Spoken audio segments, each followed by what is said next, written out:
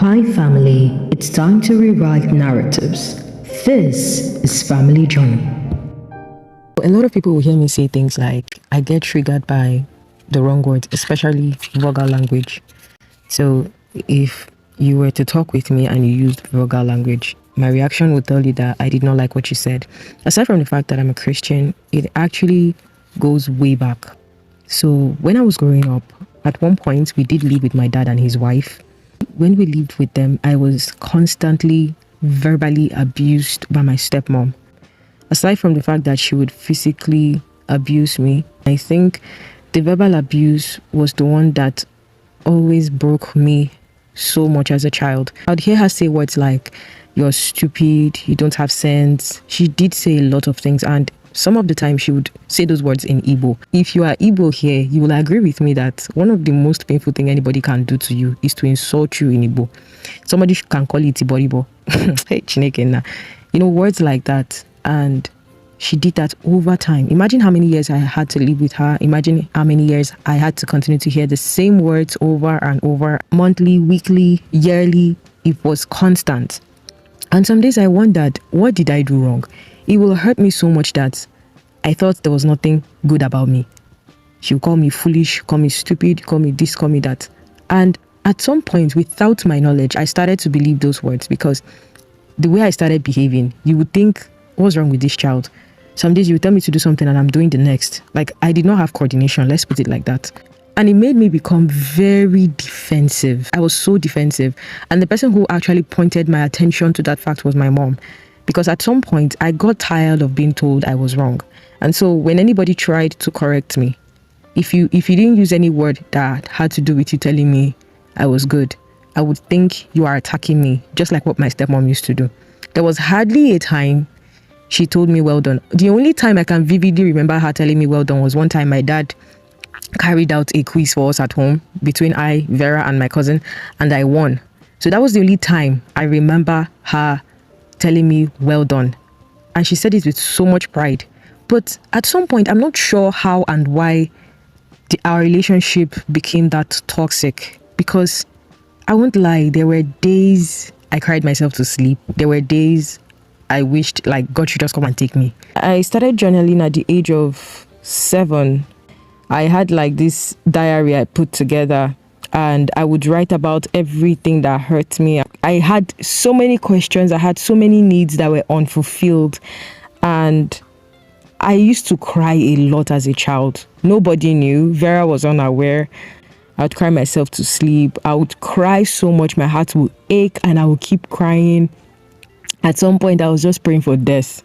Remembering it now just brought tears to my eyes because it was very painful for me as a child. And I was like, is my dad not seeing everything that is happening and all? So when we finally relocated to live with my mom started to notice a few things. In fact, we would usually have discussion in the kitchen when she was cooking and she'd be asking me a few questions. How are you doing? How did you cope?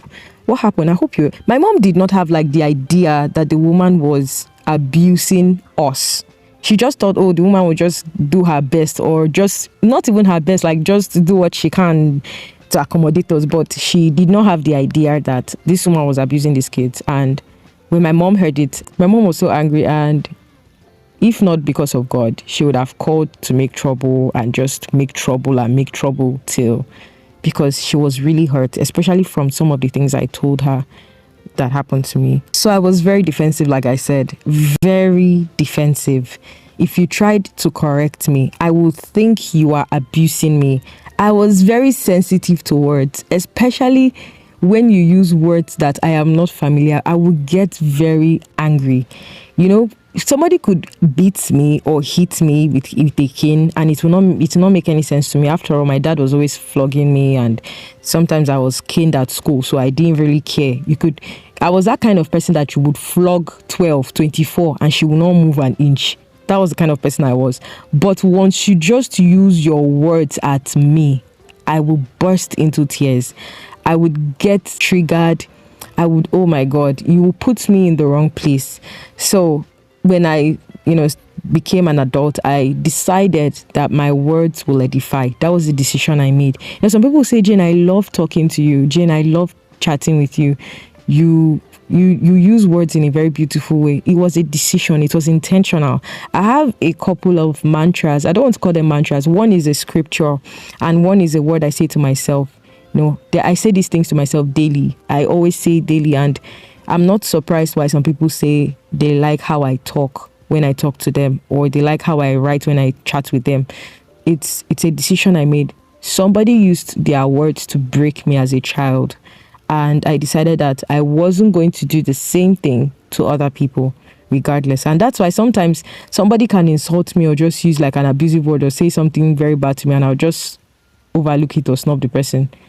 And sometimes it can still be triggering, I won't lie. Somebody might be asking, are you totally over it? I wouldn't say I'm totally over it. There are some days I still feel like that pinch when somebody uses the wrong word at me. And lately, it's been on a reduced level because the Holy Spirit is actually working on me. He keeps reminding me of who I am. From that moment when he's reminding me, I just wave it off and be like, people will always talk. And he reminds me of my own words. He says, do you want to be a hypocrite? Because I keep telling my students in church that when people use wrong words on you, they're projecting themselves to you. And sometimes they don't just know how to get through to you. So they're just using the words they feel like they should be using on you. I'll tell them things like, this person might have called you stupid, but you know that you are not stupid, so you shouldn't respond to the person. So here is where the gist is getting to. What exactly is discipline and what exactly is abuse? Where do you draw the line between discipline and abuse? Now, in my stepmom's mind, she was disciplining me. I can remember one time we were seeing a Nigerian movie. One of our distant relative came over. I don't know how many people remember this movie where Omotala died and Genevieve Naji was to take care of her kids, something like that, but she was maltreating the kids. So I was looking at my stepmom. Is she not seeing this abuse? I was saying, is this woman not seeing this thing on the TV? I'm like, I'm watching my own life on TV. And do you know what she told my distant relative? That it's good that they are training the children. That's what she's even trying to do to I and Vera. I was like, wow. I almost asked her, why are you not doing the same thing to your daughter? She gets, people who behave like that behave like hypocrites. Because if truly this was what you're trying to achieve, you would involve your own children in it. You did not involve my step siblings. You only involved I and Vera. Okay, we are the ones that are good to get extreme discipline in her own words. So the thing is, where do you draw the line between abuse and discipline? Many people will have problems with this particular episode because of their ideas. I have a theory, guys, and I'll tell us about that theory as we move on. What exactly is discipline and why are children being disciplined? Before we move on to that, I have a question for people. We beat children for the slightest things they do. We beat children for the words they say. We beat them when they don't do the things that they are supposed to do. But we don't ask them, where did you learn that word you just pronounced? Where did you hear it from? Who said this thing to you? Because we sometimes behave like children were born stubborn. No human being was born stubborn. No human being was born with all the knowledge. People came to learn. People came to experience after somebody is born. People came to experience. I was reading The Whole Brain Child, and one of the authors talked about, I think it was a scientist or so, how they performed an experiment. When the baby was still in the tummy, there was a certain song they were singing to the baby. And when the baby was born, I think a few months after, they played that same song for that baby, and the baby reacted with the eyes bulged out like, this, I've heard this sound before, it's familiar. That is to tell you that no child, I say again, no child was born with any knowledge, anything. The only thing that they were born with will be like response to stimuli. When they come out from the tummy, they know that they are supposed to suck their mother's breast. Those ones are default settings, as we usually say. I'll call those default settings. But no child knows, I'm not supposed to do this. Now, it is now your job as a parent to instill discipline. When you say instilling discipline is not instilling cane on a child.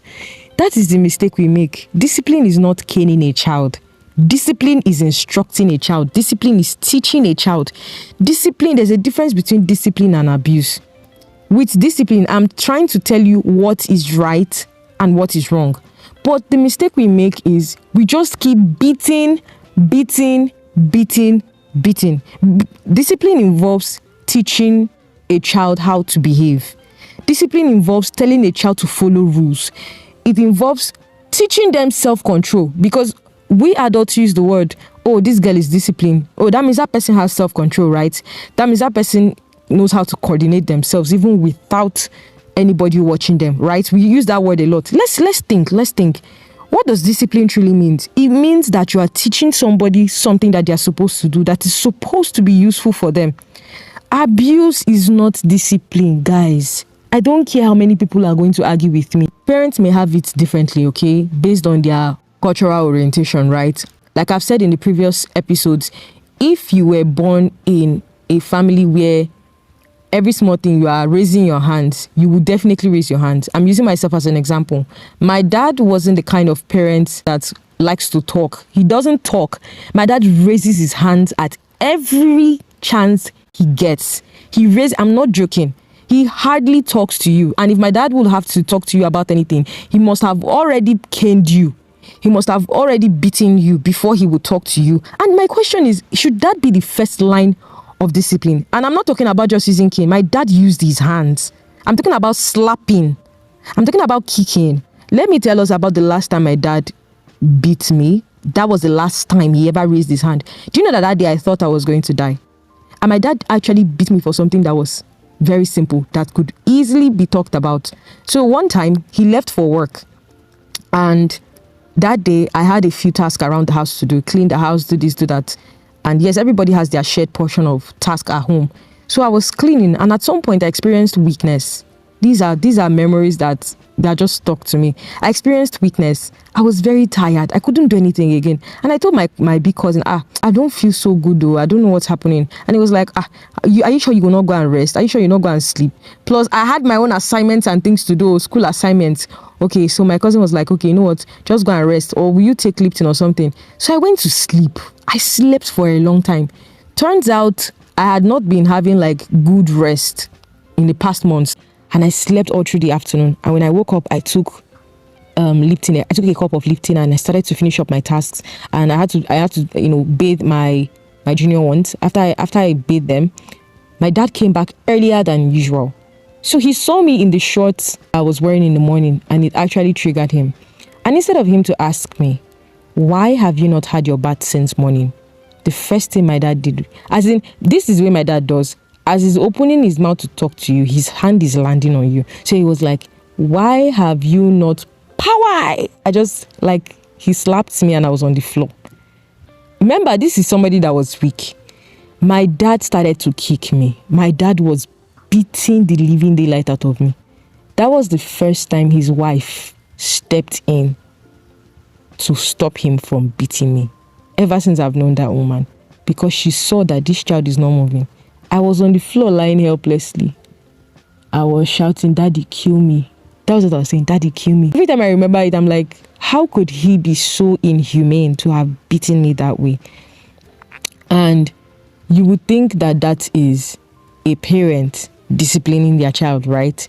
You would have simply asked, because funny enough, my dad doesn't always joke when I'm sick, because I used to be like the very sick one when we were growing up. So if I was not feeling well and nobody told him, he would be really pissed when he gets home. He'd be like, why didn't you tell me that she was sick? To be honest, he knew what I needed part-time when I was sick. For me, the relationship between my dad and I was very toxic, because how could you tend to somebody's injury and care for them that well, yet you still inflict pain on that person? Sometimes I'll be like, does this man hate me that much? And I really admired my dad as a child. I will not lie. I admired my dad so much. And I was always craving for my dad's love. It's the truth. When he did that thing that day, I laid on the floor. I just picked myself back to the room. I cried. When I was done crying out my eyes, I went to take my bath. My dad never brought up that. In fact, I think I was silent to my dad for a few days. My dad never brought up that incident again. And I think after a few weeks, that was when we relocated to live with my mom. And the day my mom found out about this particular incident, she was mad. Ha! My mom was mad. She was like, where's that your father? She was very angry. How could you beat? I was 9 at the time. I'm not sure why anybody should beat a child like that. So, where should you draw the line? I'm still asking. Because people will be like, Ken is very good. Though my parents flogged me and I turned out to be very good. I turned out to be a responsible adult. But I have a question for all of us. It's a theory in my head. So let me spit out that theory. Guys, where do you think spanking came from? And why is it only the blacks that spank their children? It is only the blacks all over the world that spank their children. African Americans, they spank their children. Nigerians, Kenyans, people from as long as you are black, you spank your child. Why? Have we ever thought of it? I was meditating and I decided to, go past meditation and research. I kept asking myself this question. Why is it that only the blacks spank their kids? Now, I'm not saying that our parents were wrong for caning us on some days. No problemo. Have we never asked ourselves these questions? Because why is it that the whites don't spank their kids? They don't use cane. They don't use belts. Why is it only the blacks? Should I tell you why? It's a slavery thing. We were the ones that were colonized, right? We were the ones that were whipped on the back. We were the ones who were, beaten and battered. They were our slave masters. How many times have you seen a white man spank his child? If a white man should hit a child, it's usually with their hands and they term it as abuse.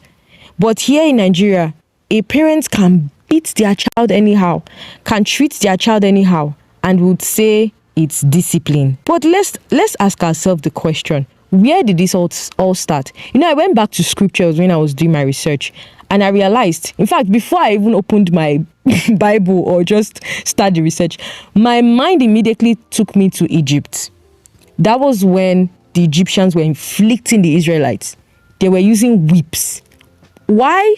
Ask yourself this question. Why should another person whip another human being? When I did research, early history says that, that the practice of corporal punishment, including spanking, has its roots in ancient societies from Mesopotamia, Egypt, and Greece. There are other researches that back up this thing I just said. And they also talked about the Bible containing verses that supports this. Everybody will usually say, spare the rod and spoil the child. So during the time of my research, I also checked about the scripture that says, spare the rod and spoil the child. And I went back to check the Hebrew translation and all of that. So that rod in Hebrew talks about authority. When I went to check, the scripture actually means that parents should not withhold caution. Please go back and read that scripture. You can check for the translation. Now, we were the ones that literally turned it into using a rod on a child. There are some words in scriptures that the English cannot qualify as it ought to. We can also agree with me that some of our languages, English cannot express some of those words properly. So before you come for me, go and do your own research too, and you'd realize that all of these things were taken from one place and then to another, and everybody started adapting it.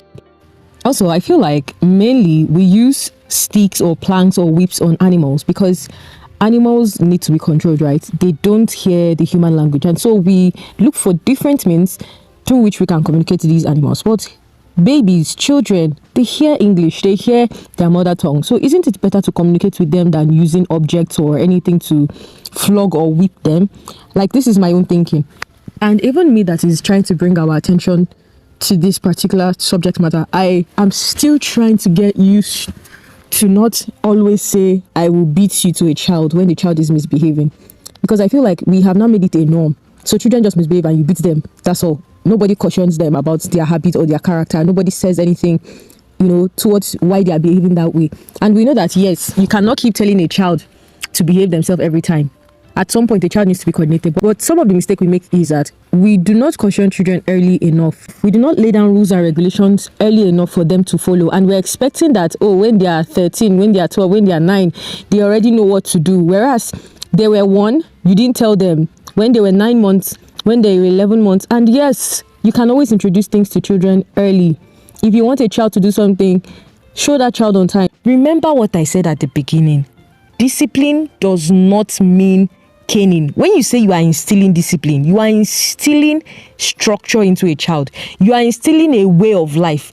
Discipline is instruction. Discipline is teaching. It is not abuse.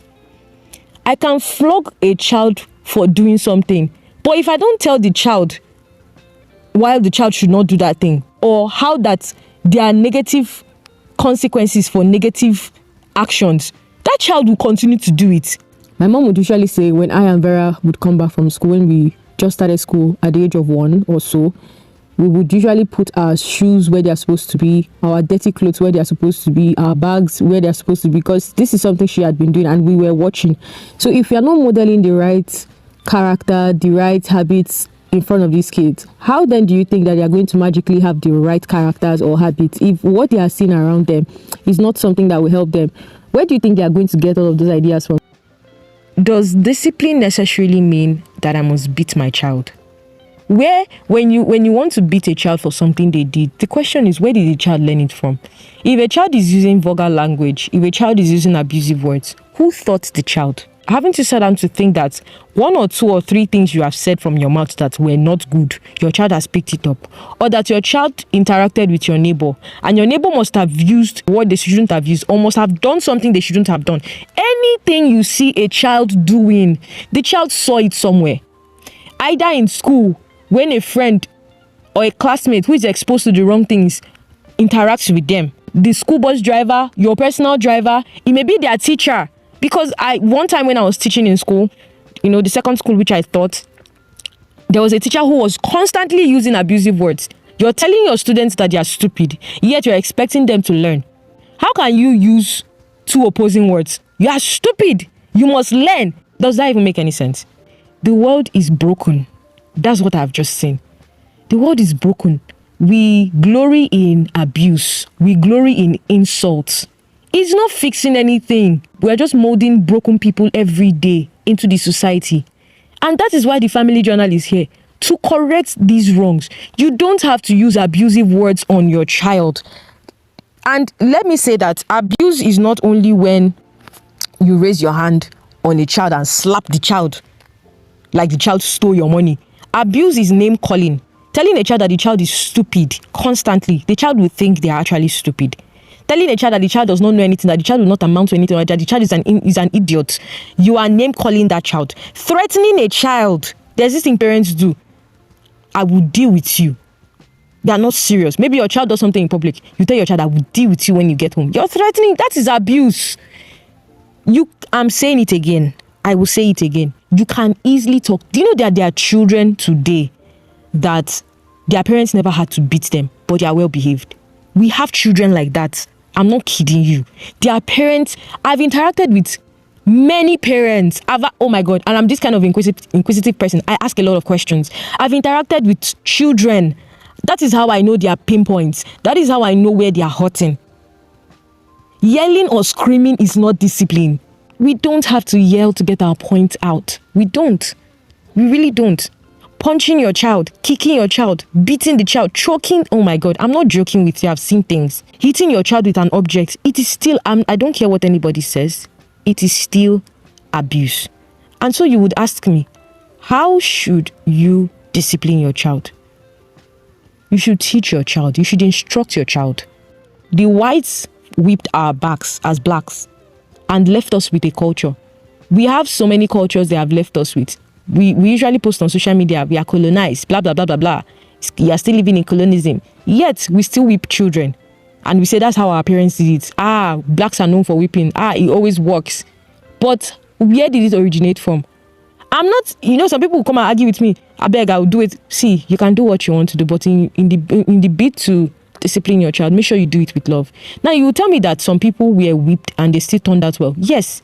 You know that quote that says, when you flog the child with one hand, you draw the child nearer. We have parents who, they cane children with love. They'll just give you 1 or 2 strokes, and the next minute they are drawing you near and they are talking to you. And then we have parents who don't talk at all. They just wipe you. Let's ask us, see guys, let's be sincere. Ask yourself these questions. How many times did your parents have in-depth conversations with you before beating you or after beating you? How many times? You would notice that it was rare. It only happened sometimes when you've done something grave, or sometimes maybe they've beaten you to the extent that they did not even believe they could beat you like that, and they just thought, okay, I should really talk to this child so that this child does not think I hate this child. Let's ask ourselves these questions. How often did we have conversations in families? How often? We did not talk. We were always sweeping things under the rug. And it's wrong. And then we wonder why people cannot open their mouth to talk in public. We wonder why some of us are afraid to ask for raises at our workplace. We wonder why somebody will challenge you in the compound that you can't say anything and you're fidgeting. It's something that's been ingrained in you for a long time. And the essence why I am here, I'll still say it, I'm for the kids. Family Journal is here to raise the next set of world leaders. That is the next children that we are raising. I'm here to work with every next generation parent. And some people who are already parents, they can still take a leap from this. All of us are doing this thing together. I will become a parent tomorrow. And I want to raise amazing, resilient leaders. This thing is a culture thing. And the earlier we realize it, the better for us. So I'm not even going to pretend like cultures don't have their different definitions of abuse, right? Worldwide. Some people say abuse is only limited to when a child is sexually abused and all of that. But I want to ask us, I want us to do something for me. Before you pick up your knives and your pitchforks and come for me, I want you to question some of the things that you believe presently as an adult. Question a lot of these things. Write them down. Ask yourself how those things became ingrained in you. And ask yourself, which of these things do I want to continue to do as an adult and as a parent tomorrow? That is if you will become a parent. Ask yourself these questions. And that's what I'm saying. Before you fight me, ask yourself. Now, if you believe truly that kids should be caned, right? Continue with it. I'm not going to argue with anybody. But if you feel like there is sense to what I'm saying and you could try another approach and be more intentional about raising children, then you should give ears to the things I've said. And so I started this conversation, talking about how my stepmom abused me verbally, how it was a constant thing and it broke my spirit as a child. I could not raise my hand to talk in class. In fact, it always felt like I was naked, I felt less of myself. I could not speak up even when I knew what to say. I was always shaking. The fear of being told that I was wrong was a thing I struggled with. I kept doubting my abilities, doubting myself, because somebody told me I was not good enough. And I believed it for years of my life. Even when I became an adult, the belief system was still there, but I did not know. And one of the reasons why every human being needs the Holy Spirit in their life is to keep you in check. I love how that God stops me in my tracks every now and then, and he points my attention to something from childhood and says, this is why you're behaving like this. I don't know, it's a very, very beautiful thing. And that was how I was able to get rid of a lot of those habits, a lot of those characters, a lot of the trauma, and heal and openly talk about things and openly be myself and just express myself.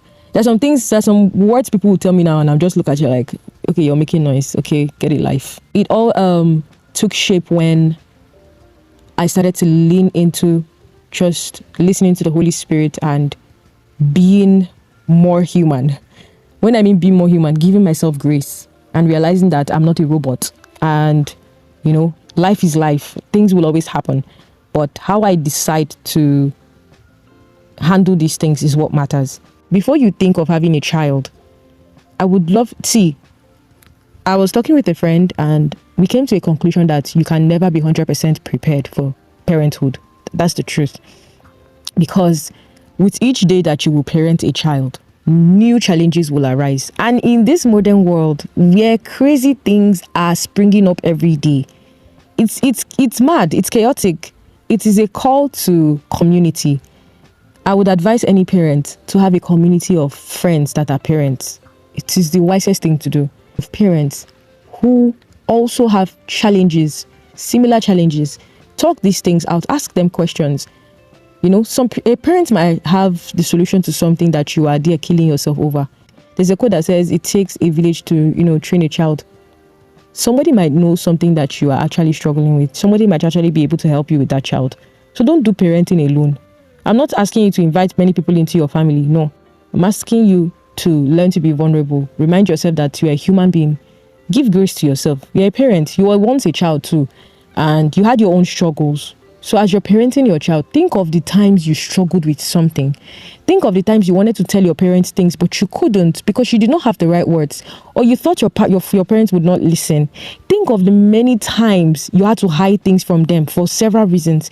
So when you are parenting, you will parent with grace to yourself, and you will parent with empathy. Put yourself in your child's shoe, because some of the time we blow things out of proportion, forgetting that we once did even worse than our children are doing. That's the truth. Some things our children are doing, we did worse than them, and yet we want to kill them for one single thing they did or they are doing. Oh, my father used to flog me. I will flog this child and kill this child. Oh yeah, now kill the child. It's seriously, I would love us to reflect. It's a call to reflection. Why are we doing the things we are doing the way we are doing them? It's orientation, simple, encounters, experiences. My favorite quote, again, I will say it over and over. We are products of our experiences, our associations, and our decisions. The people we associated with, your neighbor, your classmates in primary 2, your teacher, somebody sowed a good seed in you, another person sowed bad seed. The lady who once told you that your head is like whatever. Or maybe that day you were walking home and somebody laughed at you. Somebody made you look at yourself in the way you were not supposed to. Somebody made you shrink yourself. We are products of our associations, our experiences, your decisions most importantly. And so when we are training children, when we are parenting, let's do it with more grace. This is me also reminding us that Children's Day is coming up on the 27th of May. Yes, Children's Day is coming up on the 27th of May. If you know you did not get enough love as a child, take yourself out on that day. Nami Tokam. Give yourself all the love that you deserve. Eat the things you used to love. Let's do it. The things you used to love as a child, and maybe they did not buy enough for you. Buy it and eat it. Swallow it. Drink it. Heal your inner child, though. Especially if you know you're going to have children. Have fun. Have fun. You can even, I'm serious, though. Have fun. And then you would know how to help your children have fun when they come. You'll not be that kind of parent that is restricting them to only work. And also, I want to point our attention to the fact that everybody listening to this podcast must do something special for a child. So last year, we went to the orphanage and we spent time with the kids and just made them feel love. We laughed, danced together. I still have those videos and they're so wonderful and precious to me. And I was thinking of doing something special this year for the kids in my church, but I'm not sure because we have like a little challenge at the church right now, and I am not sure. I'm just praying for wisdom to know what to do. If I should just make the kids in my neighborhood feel special, or just buy something for, even if it's one child. I'm not sure yet. I'm still, wrapping my head around the whole thing. But I want this to be a call to everybody listening to this podcast. In fact, the Family Journal community as a whole, those on Instagram, those on YouTube, streaming our videos. I want us to do something special for a child this month. You can pick 2 children. I want, as you're listening to this podcast right now, pick a child in mind. It could be your neighbor, it could be, somebody you've always looked at, or somebody, just anybody. Even it might be your brother's children. Anybody, just pick a child and do something special for that child. Remind that child of how wonderful they are. Remind that child of all that they can become. Remind that child of the wonders that they are to the world. And when you pick that child, buy something wonderful. I would advise a book. Take the child out, take the child to buy ice cream, something that the child loves, make that child feel special. Let them feel loved. I want us to do this together as a community. Make somebody feel loved today.